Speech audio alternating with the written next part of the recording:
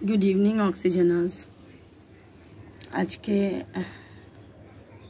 আমি আজ দুদিন বাদে তোমাদের সামনে আসলাম, তোমাদের সাথে আমার একটা লাইফের সবথেকে বড় মিস্টেক, সবথেকে বড় ভুল, যেটাকে আমি আর রেকটিফাই করতে পারিনি, সেটা নিয়ে শেয়ার করতে এসেছি।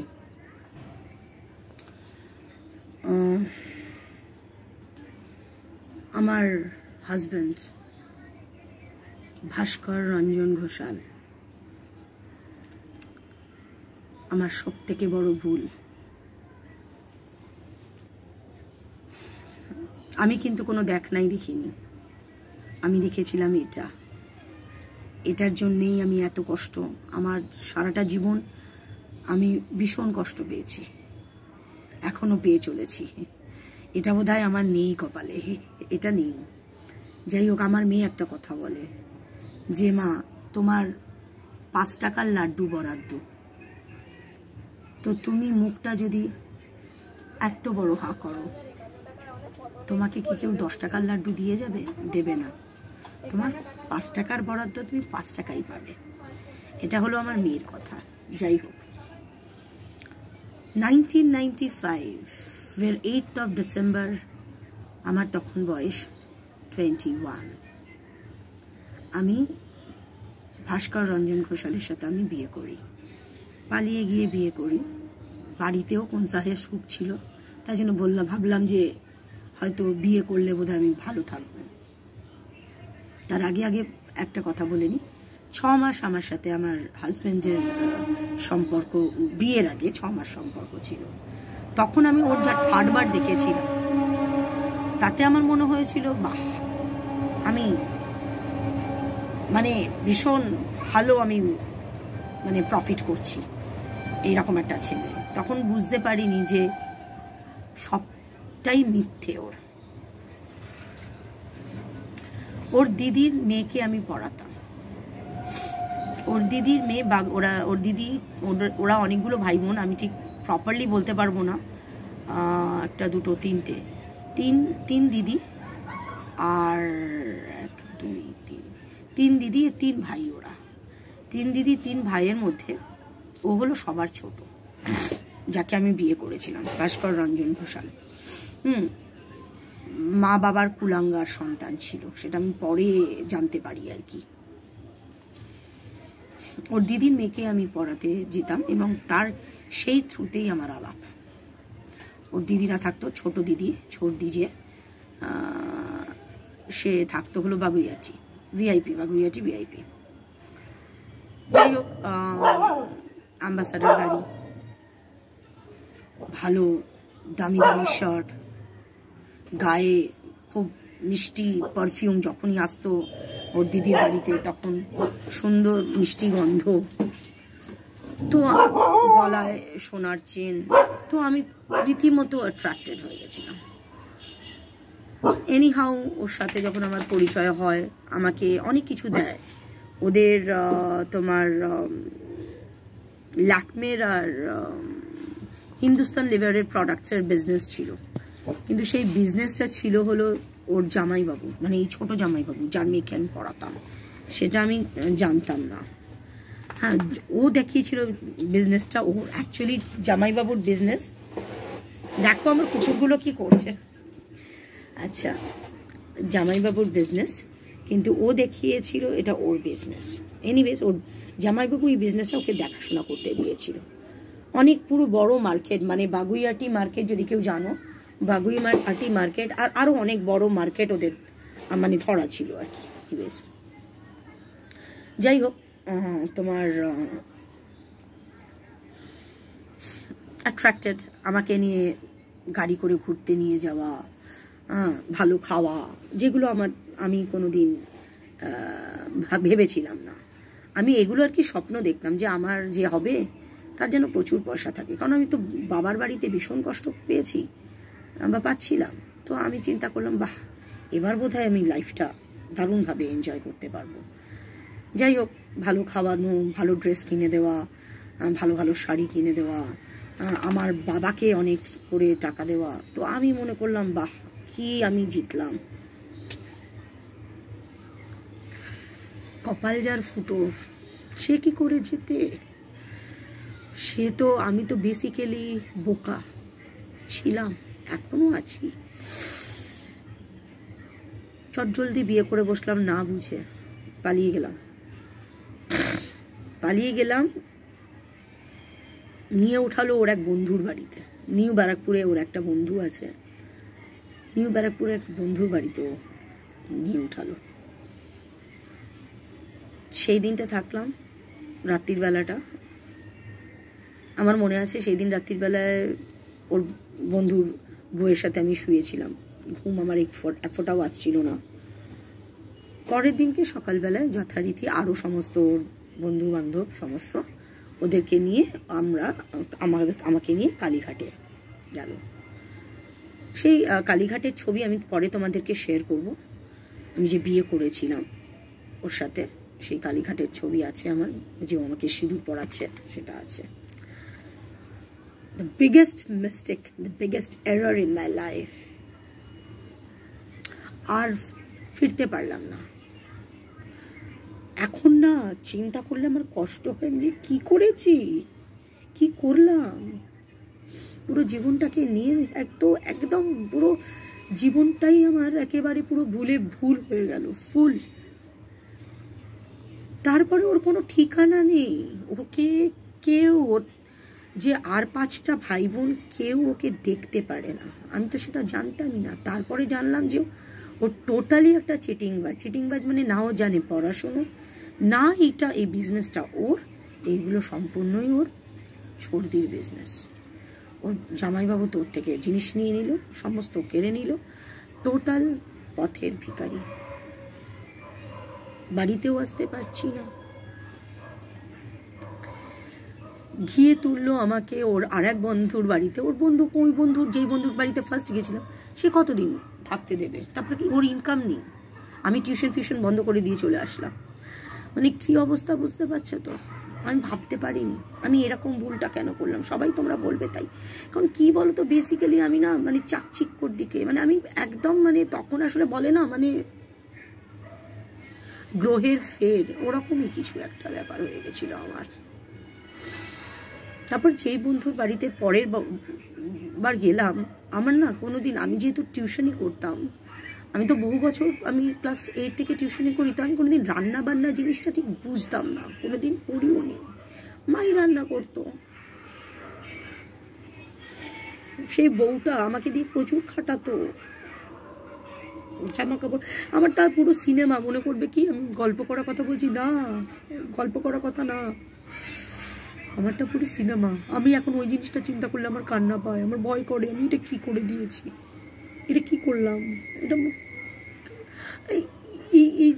আমার কপালে ছিল, এটা কি কি কি হলো এটা।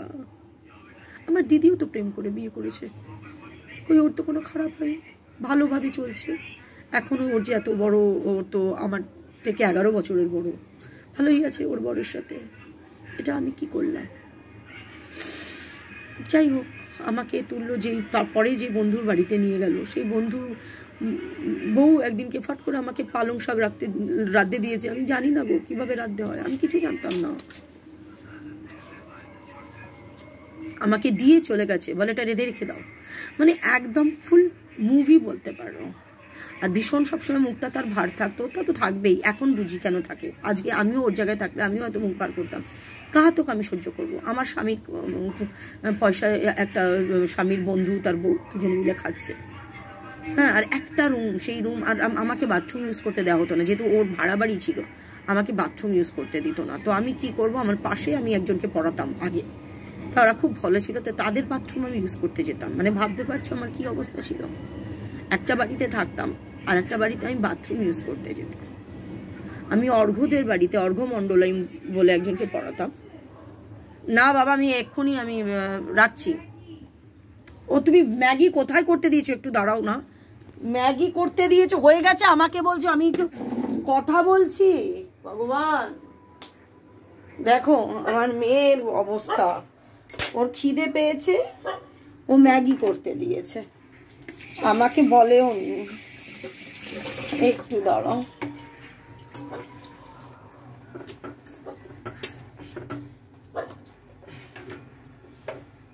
বাবা হয়ে গেছে, দাঁড়াও দিচ্ছি। চিন্তা করো, খিদে পেয়েছে বেচারির, তা করেছিস আমাকে বলবি তো তুই ম্যাগি করেছিস। আমি যদি না জানতাম, এ তো গরম কিন্তু। হ্যাঁ, তো যাই হোক তো আমাকে রাতে দিয়ে চলে গেছে, আমি জানি না। আমার মনে আছে সেদিনকে সাংঘাতিক অশান্তি করেছিল ওই মহিলা, ওই বন্ধুর বউ সাংঘাতিক অশান্তি করেছিল আমার সাথে, কারণ আমি করতে পারিনি, তো আমি ফেলে রেখে দিয়েছি। আমি জানি না আমি কি করে করব, কি ফোড়ন দিতে হয় তাই জানি না, কি সবজি দিতে হয় তাই জানি না। মানে সবজিও কেটে রেখে গেছিলো, কিন্তু I didn't know ABC of cooking. আর আমি এতটা বোকা ছিলাম, কীভাবে আমি যদি তখনও চলে আসতাম। বাবা মার কাছে যাচ্ছে তাই ঝাঁটা লাথি খেতাম, তাও ভালো। যাই হোক, সুখ করতে গেছিলাম, সুখ যে আমার কপালে নেই সেটা আমার জানা ছিল না। তারপরে ওর সমস্ত বন্ধুবান্ধব মিলে কন্ট্রিবিউট করে, ওর তো ইনকাম নেই, কন্ট্রিবিউট করে একটা মাইকেলনগর যদি কেউ তোমরা জেনে থাকো, মানে যেটা একদম তোমার এয়ারপোর্টের ফ্লাইটের রানওয়ের একদম শেষ প্রান্তে, সেখানে ওরা একটা ঘর দেখলো, 12 ঘর 1 উঠোন বলে, যেখানে প্রায় 5টা ফ্যামিলি থাকতো, তার সাথে বাড়িওয়ালা থাকতো, একটা বাথরুম, একটা ওয়াশরুম। ভাবো, মানে সেই 5টা ফ্যামিলির মধ্যে আমি যেখানে থাকতাম সেখানে আমার বাদিকে থাকতো ড্রাইভারের ফ্যামিলি, মানে ড্রাইভার মানে ট্যাক্সি চালায়, আর তার আর আর ডান দিকে থাকতো হলো তোমার ওই যে জন্মজুরি খাটে তোমার বালি সিমেন্ট বয়ে নিয়ে এসে যারা ওই ধরনের, ওই জায়গায় গিয়ে আমি পড়লাম। এতটা তো আমি বাজে ঘর থেকে যাইনি। যাই হোক, মানিয়ে নেওয়াটা খুব চাপের ছিল। একটা ঘরে বাল্ব, পাখা ছিল না, পাখা ছাড়া থাকা, অক্সিজেনাস। আমি জানি না আমি কেন এই বোকামিটা করেছিলাম, বিরাট বোকামি করেছিলাম। আজকে আমি জানি মানুষ জন্ম দুর্লভ জন্ম, আর আমি চাই না যে আমি আবার ফিরে জন্মে আর মানুষ হয়ে জন্মাই। আমি ফিরে জন্মে কারো বাড়ি কুকুর হয়ে জন্মাতে চাই, অ্যাটলিস্ট যাতে চিন্তা টেনশন এটা না থাকে, বাট না যাতে আমি জন্মাই।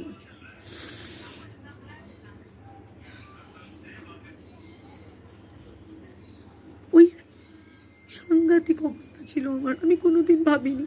মানে ঘর থেকে বেরিয়ে বাথরুমটা হলো বহু দূরে, মানে রাত্রিবেলা আমার বাথরুম পেলেও আমি চেপে থাকতাম। আমার রাত্রিবেলা যদি বাথরুমের প্রবলেম হতো, মানে আমার মনে হতো ওয়াশরুম যেতে লাগবে, আমি যেতাম না, কারণ আমি ওকে ডাকবো, ভাস্করকে ডাকতাম না, আর আমি চেপে থাকতাম, আমি পারতাম না। ওখানে একা একা কী করে দরজা খুলে, আমি পুরো বাইরে, ফুল বাইরে, আমি ওগুলো ভয় পেতাম। তারপরে হলাম প্রেগনেন্ট 1 মাসের মাথায়, 2 মাসের মাথায়। মোট কথা আমার মেয়ে হয়েছে 96-এর অক্টোবরে, ঠিক আছে, আমি 95-এর ডিসেম্বরে বিয়ে করেছি। প্রেগনেন্টের সময় 1 ফোঁটা খাওয়া পাইনি ভাই, 1 ফোঁটা খাওয়া পাইনি। আমার মনে পড়ে আমি দুপুরবেলায় খিদে পেয়েছে, ভাস্কর সকালবেলায় বেরিয়েছিল, আল্লাহর নামে বেরিয়ে যেত, কোথায় যেত আমি জানি না। আমার খিদে পেয়েছে, এপাশে খাওয়া দাওয়ার গন্ধ পাচ্ছি, ওপাশে খাওয়া দাওয়ার গন্ধ পাচ্ছি, আমার প্রচণ্ড খিদে পেয়েছে। আমি তখন ওই বাড়িওয়ালাদের বাড়ির গাছ, একটা পেয়ারা গাছ ছিল, ছোট্ট গাছটা, পেয়ারা কুষ্টি পেয়ারা, মানে তুমি কামড়ালে তোমার দাঁত ভেঙে যাবে, তেতো, খিদেতে পেট ছটফট করতো। আমি ওই পেয়ারা গাছ তলায় দাঁড়িয়ে, আমার এরকমও দিন গেছে, আমি এরকমও দিন কাটিয়েছি। তোমরা ভাববে যে আমি দুঃখের কথা বলি, কিন্তু তোমাদেরকেই তো বলবো, বলো, তোমাদের বলে আমি হালকা হই, তারপর যাই হোক, তারপরে এইরকম দিনের পর দিন চলতে থাকে। তবে যাই হোক, আমার বাবা, তারপরে আমি যখন টিউশন শুরু করলাম, ওইখানে থেকে আমি টিউশন শুরু করলাম। যে অর্ঘ্যমণ্ডলদের বাড়ির কথা বলছি, যাদের বাড়িতে আমি বাথরুমে যেতাম, তারাই আবার আমাকে রাখলো। কিন্তু কি জানো তো, কতটা এক্সপ্লয়েট হয়েছি। পার ডে 20 রুপিস করে দুজন পড়তো, অর্ঘ্য আর চন্দ্র, দুই ভাই ওরা। হ্যাঁ, ওরা হলো ব্রহ্মকুমারীর ডিভোটি আর কি। ওরা দুই ভাই পড়তো, দুজনকে তখন ওরা দুজনে সেন্ট মেরিজে পড়তো, একই ক্লাসে পড়তো না। একজন সেন্ট মেরিজে পড়তো, চন্দ্র পড়তো জুলিয়ান্ডে, আর অর্ঘ্য পড়তো সেন্ট মেরিজে। দুজনকে আমি পড়াতাম 20 টাকায়। No work no pay. যেদিন আসবে তুমি 20 টাকা, যেদিন আসবে না সেদিনকে নেই তোমার টাকা। তাহলে আমি Sunday to Monday, Monday to Sunday, whatever you feel like, total 7 ডেজই যেতে হতো। তখন গাড়ি ভাড়া ছিল 1 টাকা 20 করে। আমি মাইকেলনগর থেকে 1 টাকা 20, 1 টাকা 20, 2 টাকা 40 দিয়ে আমি ভাড়া দিয়ে যেতাম আসতাম। আর ওই টাকাটা নিয়ে আসতাম। ওই টাকা থেকে তোমার ধরো 2 টাকা 40 বাদ গেল, 17 টাকা 60 পয়সা ছিল। তখন 60 পয়সা 50 পয়সার ভ্যালু ছিল। তারপরে বাড়িতে এসে ডিম কিনতাম, একটু তেল কিনতাম, একটু কেরোসিন তেল কিনতাম স্টোভে লাগানোর, এইভাবে চালাতাম। আবার বাবাকে যাতে বোঝাতে দেবো না, ওই জন্যে বাবা মাঝে মধ্যে চলে আসতো। বাবা মাঝে মধ্যে আমার বাড়িতে চলে আসতো। এবার ধরো আমার কাছে যেটুকুনি আছে সেটুকুনি বাবাকে দিয়ে দিতাম, কারণ বাবার কাছে পয়সা নেই। বাবা তো আমার উপরেই ডিপেন্ড করতো। বাবাকে পুরো পয়সা ধরে দিয়ে দিলাম। অনেক সময় এরকম হয়েছে আমি পড়াতে যাইনি, তো সেদিনকে আমার টাকা কোথায়, বাবা চলে এসছে, বাবা টাকা চাইতে চলে এসছে। তখন আমি পাশের ঘর থেকে হয়তো বৌদিকে বললাম, ড্রাইভারের বউকে বললাম, বৌদি তুমি দাও, আমি কালকে যখন পড়িয়ে ফিরবো তখন তোমায় টাকা দেবো। বৌদি হয়তো আমাকে 10 টাকা দিল। আমি বাবাকে সেই 10 টাকা, তখন 10 টাকার ভ্যালুয়েশন তো ছিল। আমি 1996-এর ঘটনা বলছি, স্টার্টিংয়ের দিকে। বাবাকে 10 টাকা দিলাম। আমি পড়িয়ে ফিরে এসে পরের দিন আবার পড়িয়ে ফিরতাম। 2 টাকা 40 আমার চলে যেত গাড়ি ভাড়া, 17 টাকা 60 পয়সা। 17 টাকা 60 পয়সার মধ্যে বৌদিকে দিয়ে দিলাম 10 টাকা, থাকতো 7 টাকা 60 পয়সা।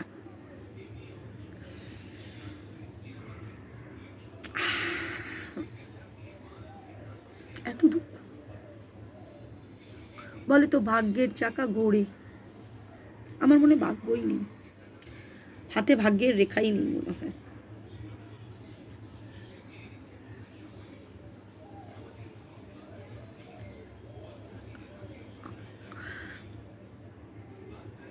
আরও বলবো তোমাদেরকে, এখন সত্যি আর বলার মতন আর ইচ্ছা নেই। অনেকটা টাইম হয়ে গেছে, এইটা আপলোড হতে বহু সময় লেগে যাবে।